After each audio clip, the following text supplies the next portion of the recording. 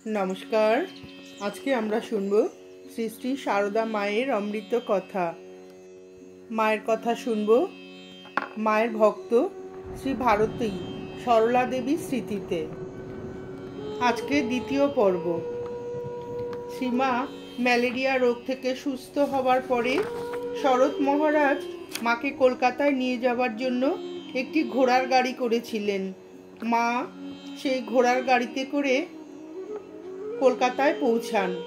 मा माझ रास्ताय एकबार गाड़ी हইতে नामिलेन। एकटी मेये जिज्ञासा करिल, आपनि कोथा थेके आसछेन, कोथाय जाच्छेन? मा बोललेन, आमि जयरामबाटी थेके आसछि, कलकाता जाচ্ছি।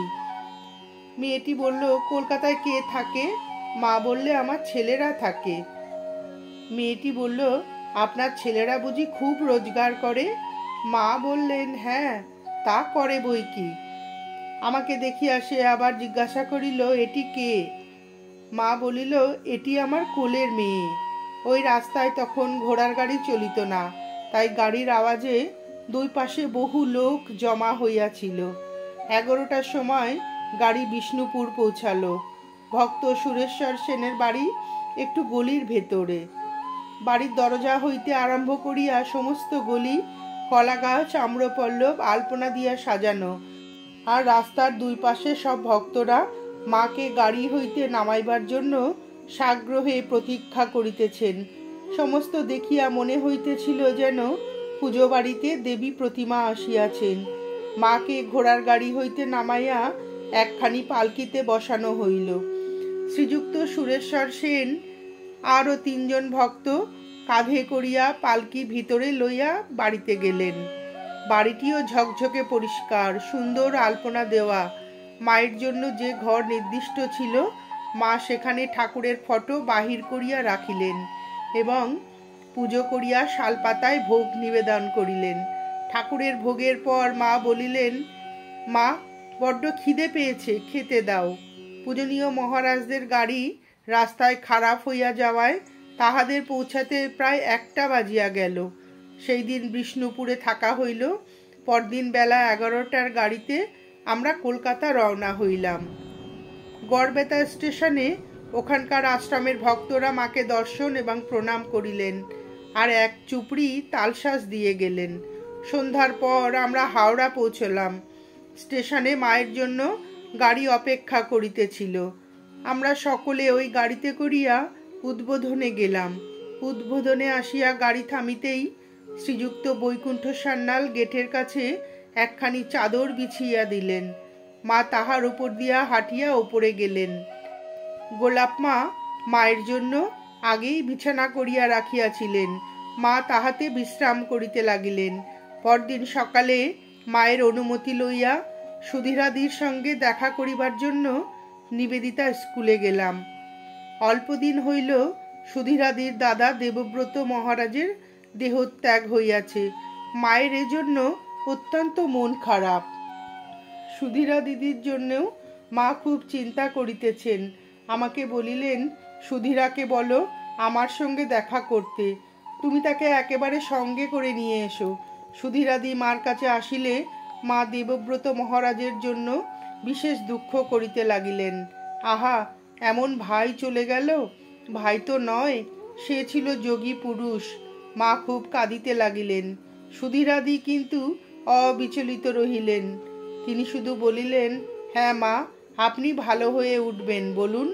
মা বলিলেন, হ্যাঁ মা, আমি ভালো হয়ে উঠব। সুধীরাদি বলিলেন, তবেই আমার সব হলো। মায়ের শরীর দুর্বল বলিয়া সাধারণ ভক্তদের যাতায়াত নিষেধ ছিল। শুধু 2-1 জন মেয়ে ভক্ত আসিতেন। মা ধীরে ধীরে সুস্থ হইতে লাগিলেন। ভক্তের সমাগমও বাড়িয়া চলিল। আষাঢ় মাস হইতে মা পুনরায় দীক্ষাদান আরম্ভ করিলেন। কারবাঙ্কাল হওয়ায় পূজনীয় হরি মহারাজ তখন উদ্বোধনে শয্যাশায়ী ছিলেন। শচীন মহারাজও খুব অসুস্থ, মানে স্বামী চিন্ময়ানন্দ। শচীন মহারাজ ও দেবব্রত মহারাজ মায়ের মন্ত্র শিষ্য ছিলেন। মা উদ্বোধনে আসার দিন কয়েক পরে শচীন মহারাজও দেহত্যাগ করেন। হরি মহারাজ একটু সুস্থ হইয়া মঠে চলিয়া গেলেন। কিন্তু শ্রাবণ মাসেই দেওঘর হইতে পূজনীয় বাবুরাম মহারাজ বিশেষ অসুস্থ হইয়া বাগবাজার বলরাম মন্দিরে আসিলেন এবং 8-10 দিনের মধ্যেই দেহত্যাগ করিলেন 30 জুলাই 1918 সালে। মা উহাতে অত্যন্ত আঘাত পাইয়াছিলেন। কাঁদিতে কাঁদিতে অনেক কথা বলিতে লাগিলেন। পরদিন যখন বলরামবাবুর স্ত্রী দেখা করিতে আসিলেন, মা আবার দুঃখ প্রকাশ করিতে লাগিলেন।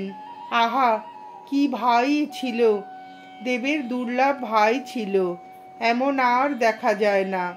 তারপর আবার গোলাপ মা রক্ত আমাশয়ে অসুস্থ হয়ে পড়েন।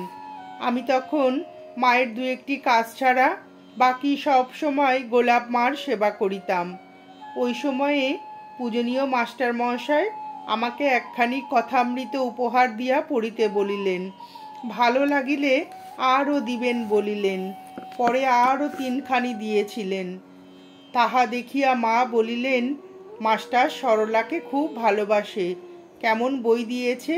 আচ্ছা সরলা, আমাকে পড়ে শোনাও তো। আমি একটু একটু পড়িয়া শোনাইতাম। মা বেশ মন দিয়ে শুনিতেন এবং আনন্দের সহিত পুরাতন স্মৃতি আলোচনা করিতেন। দক্ষিণেশ্বরের নানা কথা আলাপ করিতে করিতে বলিলেন, ওরা কেমন চালাক গো, সব ঠিক ঠিক লিখে রেখেছে। ঠাকুর ওই রকম সব বলতেন। কেমন সব ছেপে বের করেছে, কত লোক সব জানতে পারছে। আমিও তো কত শুনতাম গো, এরকম বের হবে জানলে আমিও লিখে রাখতাম।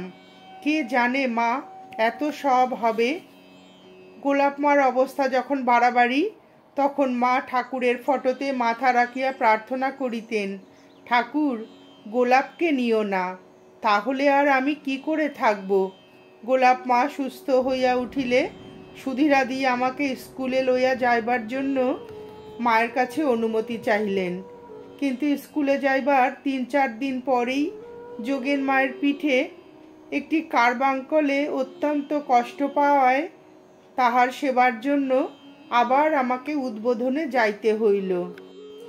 কাহারও শরীরে কোনো ক্ষত ইত্যাদি কিছু হইলে মা তখনই ওই জায়গায় সিংহবাহিনীর মাটি লাগিয়ে দিতেন।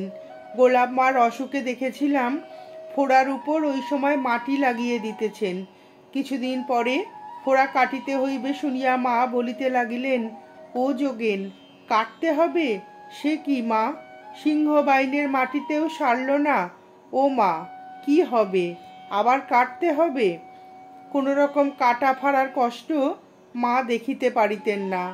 যোগেন মার অস্ত্রোপচারের সময় মা ঠাকুর ঘরে যাইয়া জপ করিতে লাগিলেন। সব হইয়া গেলে আমি মাকে খবর দিতে মা যেন নিশ্চিন্ত হইলেন। বলিলেন, হয়ে গেছে, যোগেন ভালো আছে, কোনো কষ্ট হয়নি তো? তখন যোগেন মার কাছে আসিয়া মা গায়ে মাথায় হাত বুলাইয়া বলিতে লাগিলেন, খুব লেগেছে মা, এখন বেশ ভালো আছো? ইহারা ভালো হইয়া উঠিলে ললিতবাবু, মানে শ্রী ললিতমোহন চট্টোপাধ্যায়, শ্রী শ্রী মায়ের একনিষ্ঠ ভক্ত, তার ইচ্ছা হইল মাকে একদিন থিয়েটার দেখাইবেন। মাকে বলাতে মা রাজি হইলেন। নলিনী, মাকু প্রভৃতি থিয়েটার দেখার জন্য উৎসুক হইল। তখন অপরেশবাবু মিনার্ভা থিয়েটারে। অপরেশবাবু ও ললিতবাবু ঘনিষ্ঠ বন্ধু ছিলেন। নলিনী, মাকু, রাধু, মন্মথ, নবাসনের বউ, মা, গোলাপ মা ও সাধুরা অনেকে থিয়েটার দেখিতে গেলেন। আমিও ছিলাম। সেদিন রামানুজ অভিনয় ছিল। মা, যোগেন মা ও গোলাপ মাকে অপরেশবাবু 3 তলার বিশেষ আসনে বসাইলেন। মা হৃষ্ট চিত্তে অভিনয় দেখিতে লাগিলেন।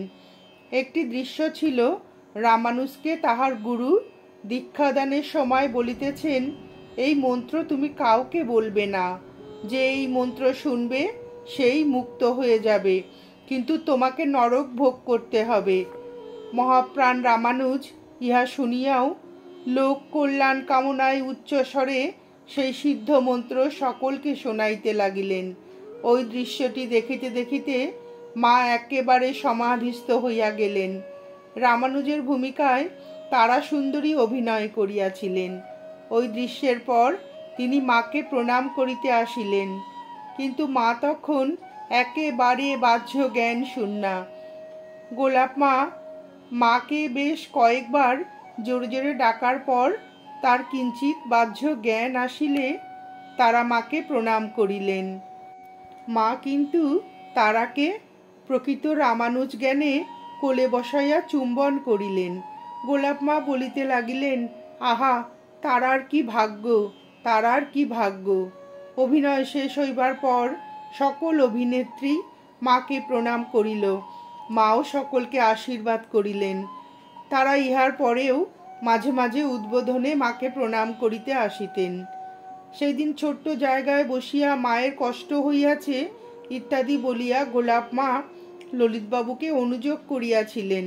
তাই তিনি আর একদিন খুব ভালো ব্যবস্থা করিয়া মাকে দোতলায় রয়্যাল বক্সে বসাইয়াছিলেন।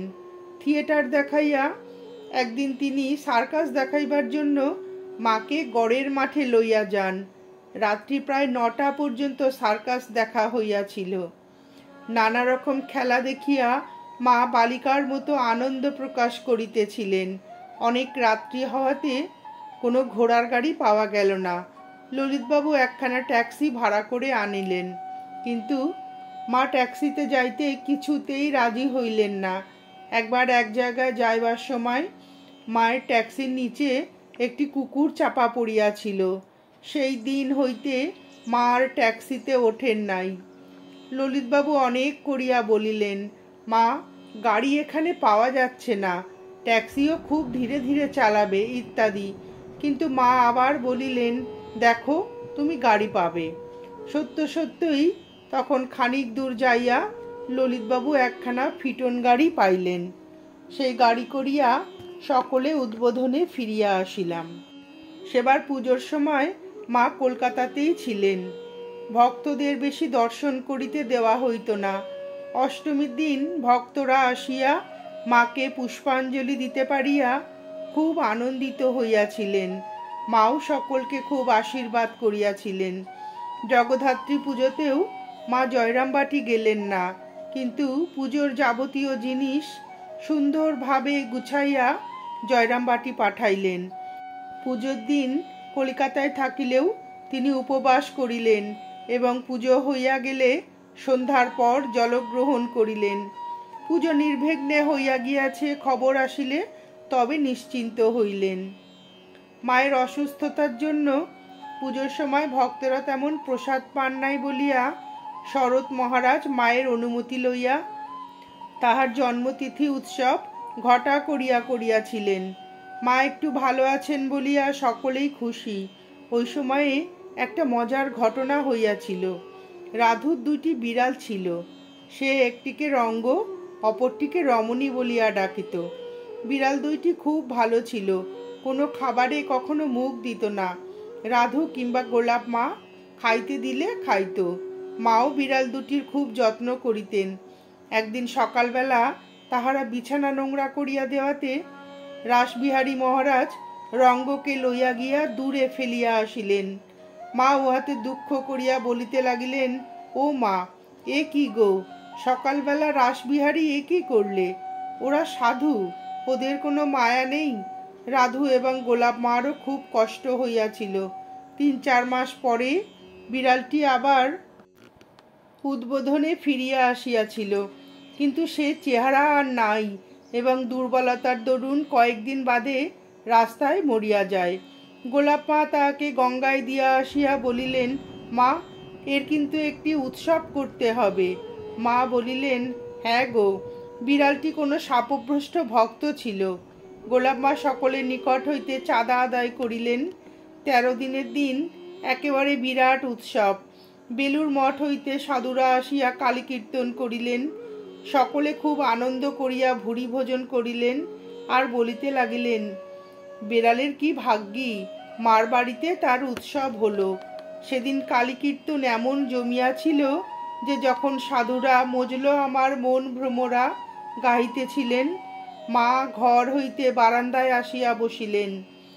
তবে একথাও বলিলেন, আহা, ঠাকুরের গান শুনে কান ভরে আছে। তিনি কি চমৎকার গাইতেন। এইসব গান এখন শুনতে হয়, তাই শুনি। কীর্তন এখন আর তেমন লাগে না। রাধুর তখন সন্তান সম্ভাবনা। আবার 3-4 মাস পরে তাহার বায়ু রোগ হইল। সে কেবল নির্জন জায়গায় থাকিতে চায়, শব্দ সহ্য করতে পারে না। সে দেশে যাইবার জন্য ব্যস্ত হইল।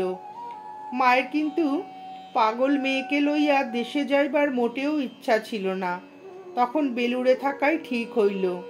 মা আমাকে জিজ্ঞাসা করিলেন, তোমাদের স্কুল বাড়িতে থাকলে হয় না? আমি বলিলাম, সুধীরা দিদিকে জিজ্ঞাসা করে এসে বলবো। প্রথমে সুধীরা দি একটু চিন্তিত হইয়াছিলেন, কারণ বোর্ডিং তখন 50 নম্বর বসপাড়া লেনে ছিল, জায়গা অল্প, অথচ মেয়ে প্রায় 30টি ছিল।